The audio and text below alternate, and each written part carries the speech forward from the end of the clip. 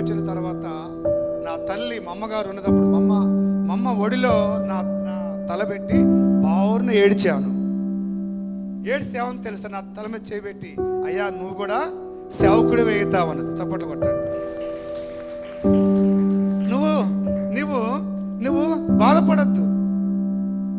నా తల్లి అన్నమాట ఏం తెలుసా, నువ్వు బాధపడకు. ఎవరు తెలుసా, దేవుడు నిన్ను వాడుకుంటాడు అన్నది. నాకు నత్తిపోతుందని ఒక వ్యక్తి అవమానించాడు అనమాట.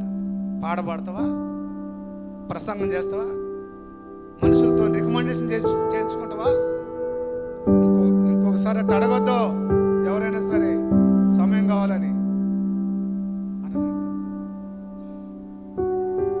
అప్పుడు నాకు మాటలు సరిగా రావు, నత్తివాడిని. కానుకల పాటే సరిగా రాకపోయా, కానుకల ప్రార్థనే తడబడేది. విశ్వాసులందరూ నవ్వుతుంటే